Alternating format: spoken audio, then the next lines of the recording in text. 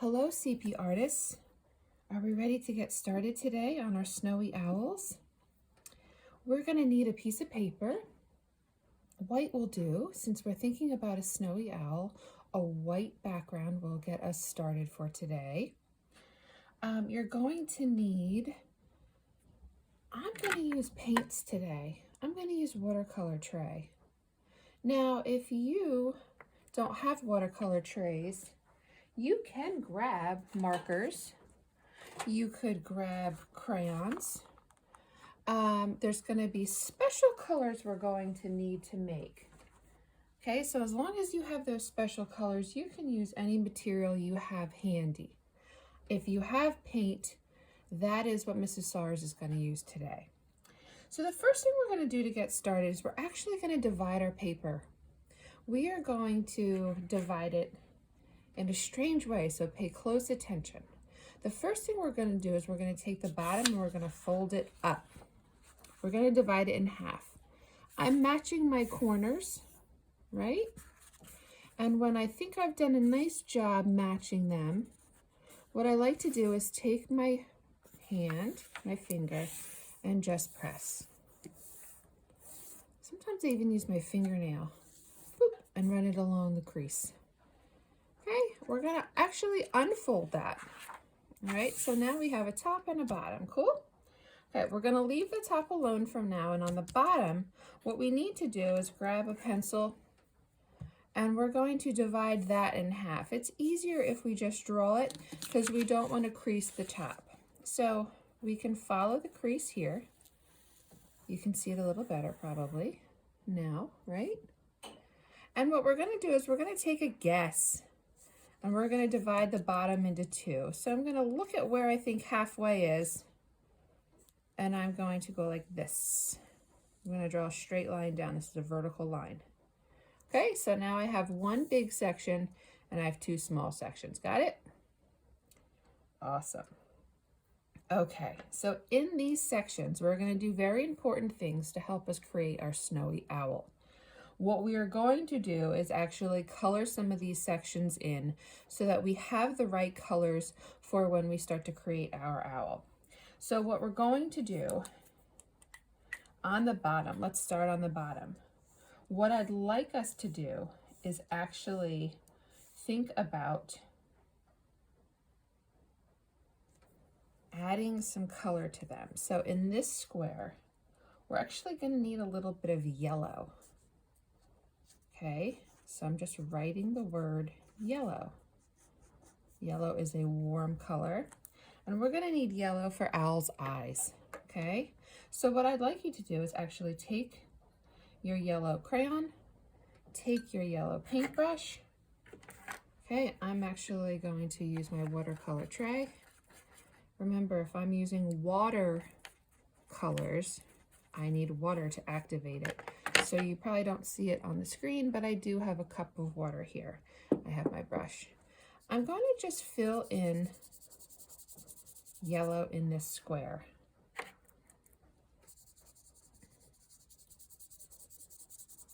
Okay, so you can use your crayon, you can use your marker. I don't want yellow to be in this square. Excuse me, they're actually rectangles, aren't they? I don't want my yellow to be in this rectangle, and I don't want my yellow to be in this rectangle. I'm only going to put it in one. So here we go. Nice bright yellow. These are actually going to be owl's eyes later on. You'll see how and why when we're done. Okay, so just fill that in. If it's a watercolor, it's going to need a few minutes to dry. So after we've done our job painting the yellow square, we're going to leave it alone, okay? Now we want to turn our attention to this square, rectangle. This rectangle, we're going to add a little bit of black. Did you know black is not considered an actual color? It's what we call a value. Black and white and all the grays in between are what we call values. So I need a little bit of black for my owl. And because we're not in the art room right now, and we might not have black paper at home, we're gonna make our own black paper. That's what we're doing. So grab some black paint. Again, I'm using my watercolor. I don't want my paintbrush to be super duper drippy. Okay, and I'm going to paint one square black. Now remember, you can use crayons if you don't have paint. You can even use markers if that's what you have. As long as we're using the right color, it's okay what material. We have to get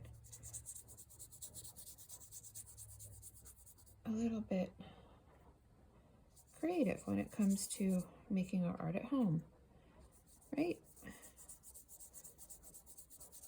Okay, so I have my yellow square, I have my black square. This is perfect. I think that's all I'm going to need for right now. So you can set those materials aside so that they don't spill, they don't get in your way. And the rest of the owl, we are going to make, let's see, actually, I think maybe we'll get my paint back out. Let's talk a little bit about how to make gray. I think I've changed my mind and I'm going to make the top gray. So gray is another one of those values. So I'm going to use my paint again, okay?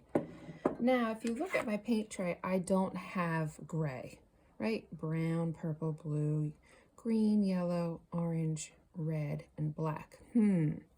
So gray.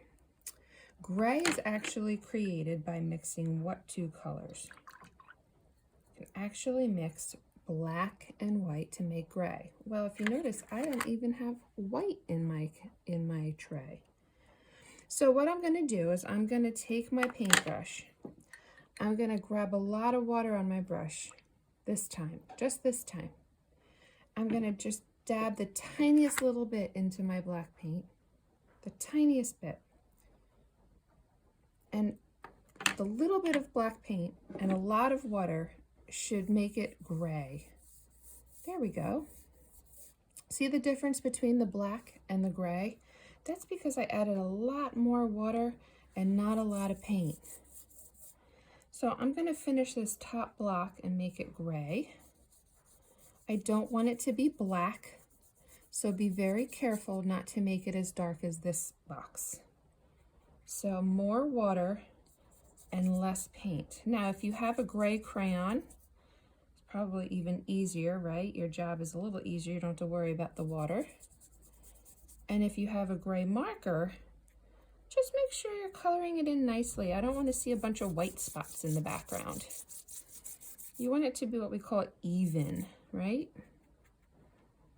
So when we're done here, we should have one big gray rectangle.